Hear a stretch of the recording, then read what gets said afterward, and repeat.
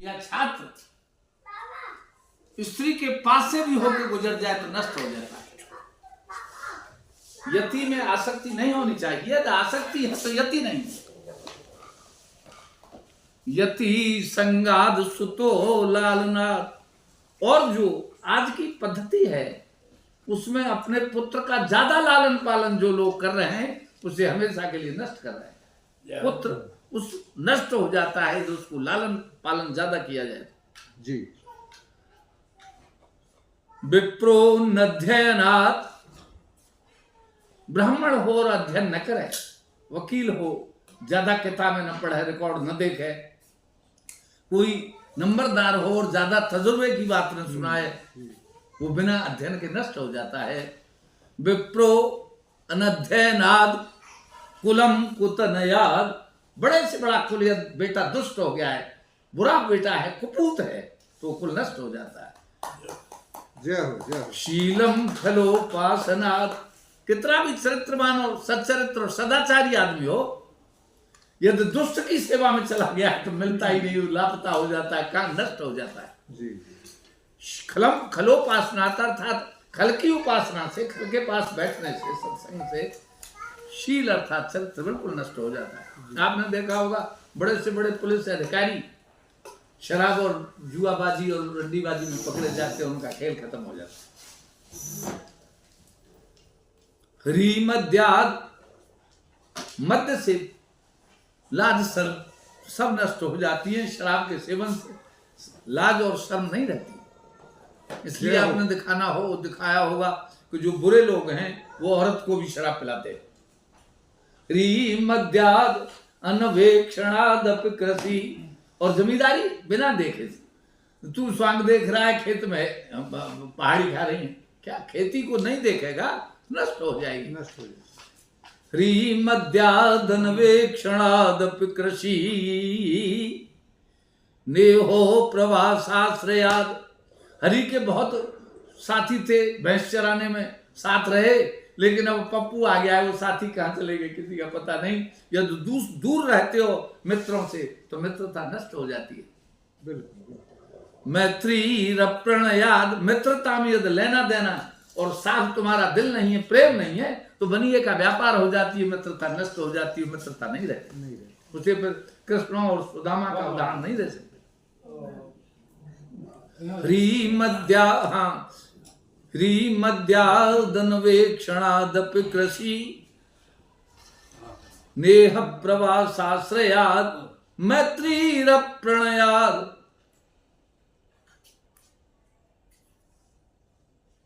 प्रेम न रहने से और बराबर का स्नेह न करने से, लेन देन में समानता न बरतने से मित्रता नष्ट हो जाती है। मैत्री रप्रणयाद।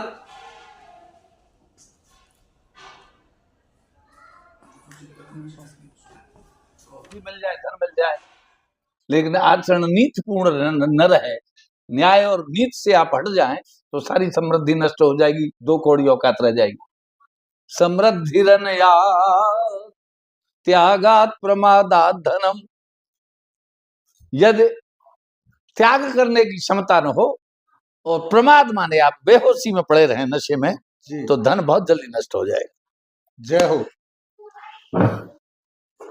ये राजा भर्तृहरि ने जब विक्रमादित्य को सिंहासन दिया, उसके बाद उन्होंने कोणार्क मंदिर पर जाके लिखा, ठाकुर तू मतलब समझ रहा है मैं क्या बोल रहा हूँ। भर्तृहरि के श्लोक की व्याख्या कर रहा था।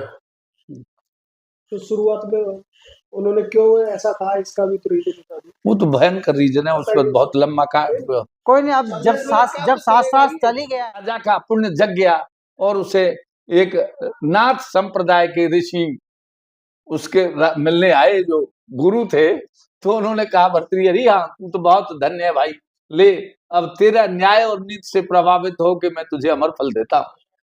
उस अमर फल को राजा ने विचार किया कि गुरु दे गए, लेकिन मैं तो इस मन मेरा रानी में बसता है, तो उसने उस पिंगला नाम की रानी को दे दिया। लंबी बात करने से कोई फायदा नहीं, पिंगला ने रात में उस सईस को दे दिया जो राजा के घोड़ों की मालिश करता था, और सईस ने जाके उस गणिका को शॉर्टकट में काट दिया आपने। गणिका गई और अपना वेश बदल के और अपनी किसी अपने आदमी को लेके और उसने वो अमरफल राजा को भेंट कर दिया। जैसे ही अमरफल राजा के सामने आया तो राजा की नजर घूमी कि ये तो 1 महीने पहले मेरे पास स्वामी जी दे गए थे, आपके पास कैसे पहुंचा। उसने अपना जो बहुत विशिष्ट मंत्री था उसको बुलाया तो उसने कहा कि रानी को चेक किया जाए।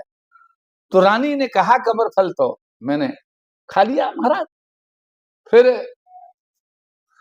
खा लिया कहा, फिर उसके बाद उस सईस को बुलवाया। झूठ बोला। हाँ झूठ बोला, सईस ने भी रानी के कहने पर झूठ बोल दिया।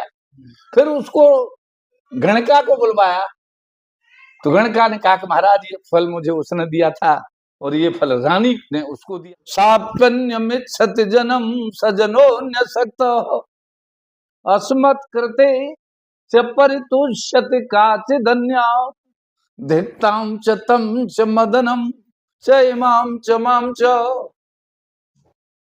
मैं आज ऐसी विचित्र स्थिति में हूं। राजा विचार करने लगे कि जिस पिंगला रानी को मैंने अमर फल दे दिया था वो मुझसे घृणा करती है। और विचित्र बात सबसे ये है कि जिसके सहवास में पिंगला जैसी रानी, जिसके पसीने से भी खुशबू आती है, वो रहती हो, जिस सईस के साथ वो सहवास करती है वो किसी गणिका के साथ सहवास करता है।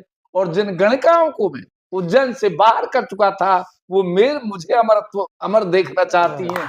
फिर सुनो, याम चिंतयाम मनसा, अर्थात जिस पिंगला रानी विश्व सुंदरी को मैं अपनी आत्मा से भी ज्यादा पसंद करता था और जिसे मैंने अमर बनाने के लिए महाराज का दिया हुआ अमर फल दे दिया। याम चिंतयाम मनसा मई सा विरक्ता, भाई माने मुझ में वो विरक्त थी, मुझसे नफरत करती थी और मेरे घोड़े की मालिश करने वाले के साथ सहवास करती थी। साप्यन्यमित सत्य जन्म सजनो न सकता, और वो दूसरी महिला के साथ सहवास करने इंदौर जाता था, मानधातपुरी जाता था। और फिर विचित्र खेल देखो कि उस गणिका के अमर हो जाने के बाद भी उसमें वो अमर फल खाया नहीं गया। उसने उस राजा को जाके दिया जिसने गणिकाओं को निकाल दिया था। ये विचित्र खेल है। साप्यन्य मिच्छत जन्म सजनो न सकता अस्मत् कृते च परितुष्यत काचिदन्या। काचिद माने वो काचिदन्या जिसको मैं निकाल चुका था गणिकाओं को, वो मेरे लिए अमर फल पर तुष्ट होकर, संतुष्ट होकर मेरे लिए अमर फल वापस देने आई है। इसलिए धिक्ताम, उस मेरी रानी को धिक्कार है जी। तम चोर, उस सईस को धिक्कार है और उस गणिका को धिक्कार है कि अमर फल मिलने के बाद भी कुछ और ढूंढ रही थी। और सबसे पहले मुझे धिक्कार है कि जो इतना सम्राट होने के बाद भी ये विवेक नहीं लगा सका, ये अनुमान नहीं लगा सका कि नारी की जात कैसी होती है। इसलिए अपना पराया नहीं, पवित्र कौन हो सकता है और कौन नहीं, ये जांच करने में मैं असमर्थ हुआ, इसलिए राज्य को छोड़ता हूँ। जय हो। जय भैया।